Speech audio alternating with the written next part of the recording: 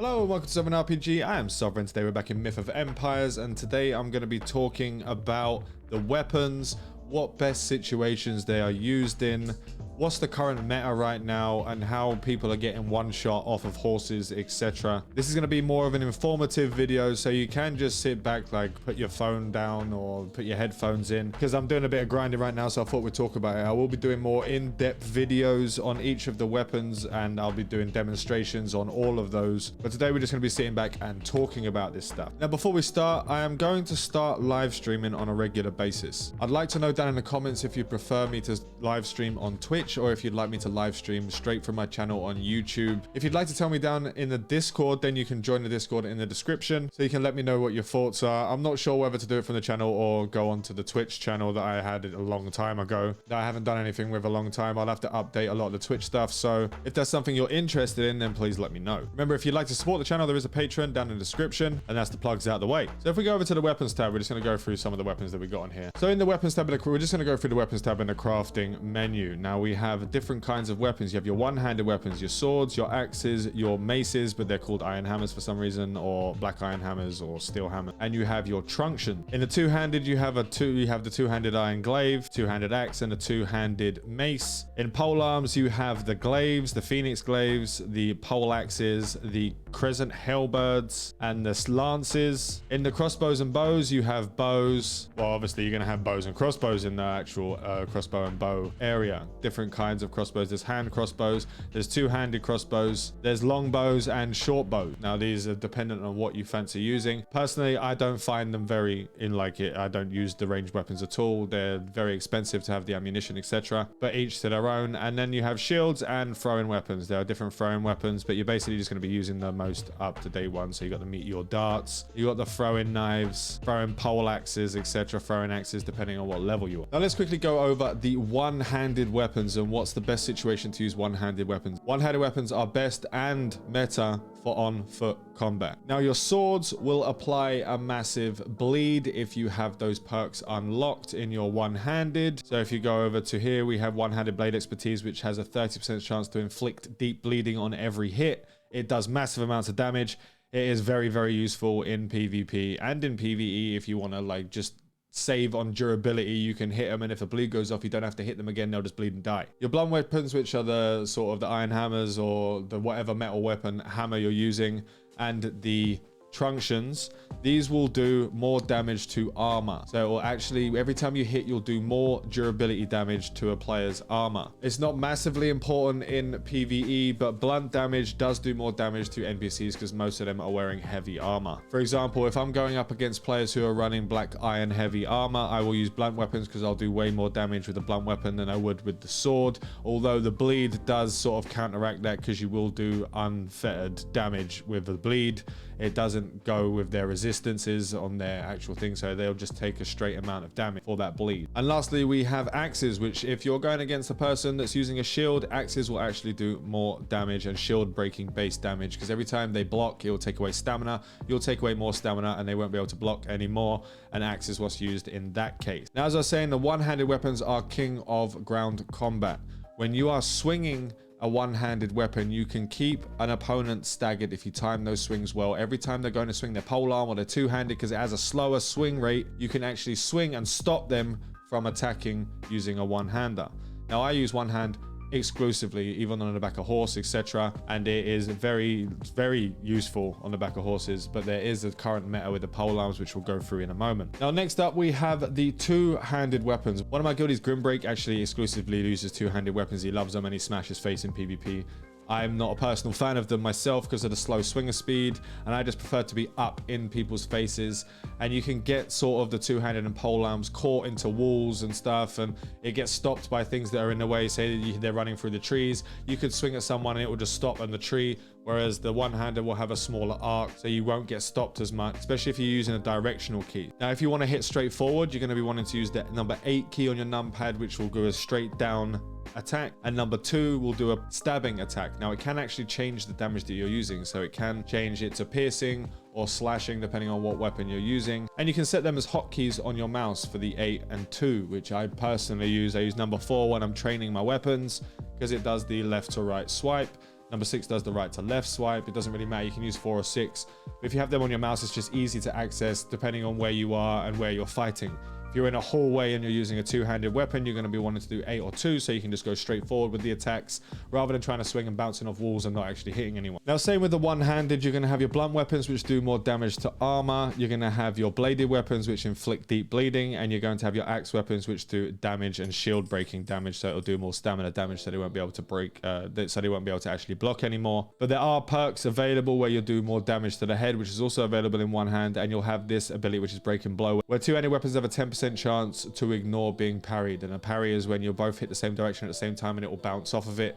The two-hander will have a 10% chance to just go through that parry and do damage. Now, two-handers are great on horseback. They're great on the ground. They're not as good as the polearm on horseback, and they're not as good as the one hand on the ground because of what I was talking about with the one-handed earlier, where it can actually just stop them from being able to swing. You can just completely stagger them constantly all the time. However, if used in the right way, they do have a little bit of a further reach. If you can keep the player out of their one-handed swing range, you can do damage to them and you can take them out. Two-handed weapons are very good to get behind people because they do large amounts of damage. So if you get behind someone, there's 2 of you, and the two-hander gets behind a person and starts swinging, you're going to be doing crap loads of damage. It's really nice. But personally, that's not my game style, but I've seen it work very well on other members of my guild when they're out doing PvP. Now, next up, we have polearms. Now, there's a big difference in the polearms because there's one weapon in particular that can actually do a massive amount of damage, and it's kind of cheesy, and it's the meta right now with a lot of the guilds who have played before the actual early access release. They knew how to use this, and it's the reason why a lot of players are getting one shot off of horses and getting their horses one shot. So with the polearms, you're going to have the same with the one-handed and two-handed. You can have the bleeds with the poleaxe, which is going to be slashing attacks.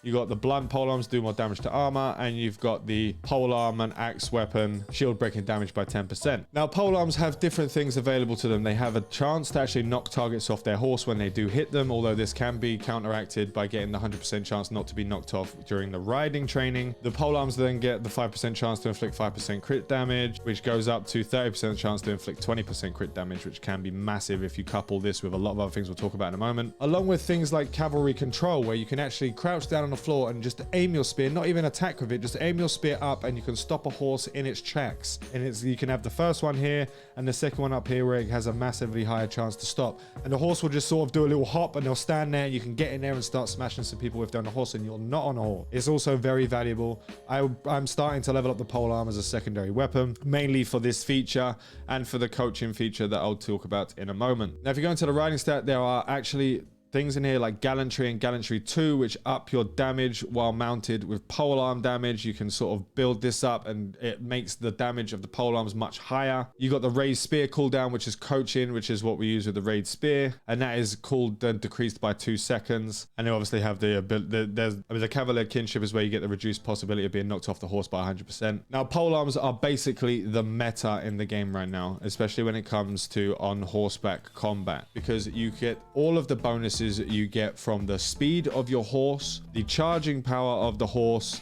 You get all the bonuses from the polearm, where they get increased damage, they get increased crit chance. With the coaching, you get a massive damage bonus, even though you only have a couple of seconds to actually raise your spear and get a hit on the target. It is difficult for some people to be able to hit the targets, but when you get used to it, you just press X. Now, when you're riding along and you press X with the spear only, because the polearms do not across the board allow coaching or raised spear. It's only the spears that allow this. You press X on the keyboard while you're riding. You aim your spear as it's going off in front of you at your target, either the horse for massive damage or the player for pretty big damage. But if you couple that with all the bonuses you get in the spear and your hunting stat, which raises your animal damage, which also counts for horses, you can get 5, 6, 7k. I've seen up to 10k in a single hit with a raised spear from horseback, with all of the bonuses available. One shotting people off horses for 7k,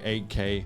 There's a lot of people complaining about this right now, and there's a lot of people saying this is hacks. A lot of people are saying that this is like people cheating or exploiting. It's literally how the game works. There's no exploiting or cheating or hacking involved with actually doing this amount of damage. It's literally the game mechanic, and it is very hard to actually get this down. Once you do get it down, you'll be doing the same damage as all these other players that are sitting there one-shotting you off horses. A lot of the time, players don't get into the nitty-gritty of the stats, and they don't want to stat it up. There are players that will go around and they'll stack the living crap out of everything that they need just for the spear to be able to do that amount of damage. They get their polearm up to 900, riding up to 900. They'll get their crafting up so they get the better spears going, and they'll do a hell of a lot more damage. Now, if you're not concentrating on your proficiencies for your weapons, you're going to do nothing for damage. If you don't put the time into the proficiencies, it doesn't matter what your character level is. Your character level does not determine how much damage you do, your proficiencies do. The proficiencies and the tier of the weapon you're using. The tier of the weapon is also determinable by your proficiency. So if you're using a black iron weapon, you're going to need around 700 in the proficiency to use black iron weapons. If you don't, you'll lose damage, you'll take more durability on the weapon. It will still do more damage, but you'll lose a lot more durability on that weapon, and you'll be doing less damage than you should do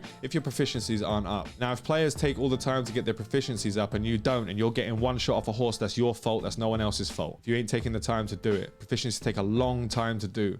Even with the 1 hour bonuses and the 1 hour blessings right now, I'm only getting 15 to 20 points every hour with the blessing. When you get above 700, it slows down quite a lot. But if you do it every day, do your blessings every day, your weapons will get up there. If you've only got an hour to play every day, then you're only going to need to do this for a week. Get on, get your proficiencies done, and then after your proficiencies are maxed out to the point where you don't have any coins to upgrade it, you can get up, jump up, go craft, go do your stuff, go gain coins, go kill NPCs. Proficiencies are properly important. You need to get these things done for you to survive in PvP, like the rest of the people that are running around one-shotting you. Now, the hunting does apply for all weapons, so all weapons will do more damage to animals, and you can do massive amounts of damage, even with the one-hander. If you're running straight towards a guy on horse, and you're swinging back while you're actually doing the speed of both horses will add up the damage. I'm hitting horses for 5 to 6k in iron armor with a one-hander, so you can imagine how much damage you do with the same proficiencies as me using a spear with all of the bonuses that you do get from it. I can't say this any more than I already have. Just level your proficiencies and you will be stronger. Concentrate on one weapon. Don't try and do all the weapons. Concentrate on one weapon. If you're going to be doing more on ground combat like I do, then use the one-handed. If you're going to be doing a mixture of horse and ground combat, then use the two-handed. If you're going to be doing more horse combat and hardly no ground combat, because the sweeping arc of a polearm is insane, so it's really only good in mounted combat. And if you get knocked off your horse gets killed, you can stay on the floor and you can just stop people's horses and then stab them to death. It can be quite useful. Now, I personally don't use ranged weapons. The bows, I don't use the bows, I don't use the throwing weapons, I don't use any of that. The ammunition costs too much to do effective damage. The amount of range that a lot of these weapons have are not very good in my opinion. It's better off just getting right up in someone's face and smashing them down with a melee weapon. Melee weapons are currently meta in the game. If you are getting sieged down, ranged is key during a siege. So if you're getting attacked by another guild on PvP, then having those ranged weapons are really good. The ranged weapons are really good if you're PvE, because you'll be doing a lot of hunting, and if you're good with your aim, you'll do a lot of damage with those bows. It's just the actual cost of the ammunition themselves. You can buy ammunition from the guild shop, you can buy it from the fair if you don't want to go around gathering all of it. It doesn't cost that much, but it does get expensive the more you use it. So it's definitely worth using on PvE servers, but PvP servers, personally, in my opinion, some people may think that's wrong, I don't use ranged weapons, and none of my guild uses ranged weapons. We don't use shields because of the amount of damage extra you get for using a one-hander without a shield. But we're kind of a min-maxer guild. If you're looking to just have fun and play what you want, you can do that. You can win, you can survive. But on PvP, you're going to need to look at what you're exactly doing, what your role is, and you need to jump on that. Now, this video could go on forever with me talking about stuff, but I just wanted to get the basics out there for you guys to make sure you understand what each weapon type does, what it can do, and the best way to maximize your damage on it. I will do individual videos for each one. I'll do a one-handed video, a two-handed video, and a polearm video, and then I'll do some more information and fact checking on the long range stuff. Like the throwing weapons can be really powerful. Again, it's just the cost involved in actually using them. And that's all we have for today. I do have a Patreon if you would like to help support the channel. I will be doing live streams. Remember to leave a comment down below if you do want to see live streams, and whether you want me to see me on Twitch or you want to see me on the channel doing live streams on YouTube, please let me know down below. Remember to like and sub for all your Myth of Empires content. Fly safe and avoid local chat scams.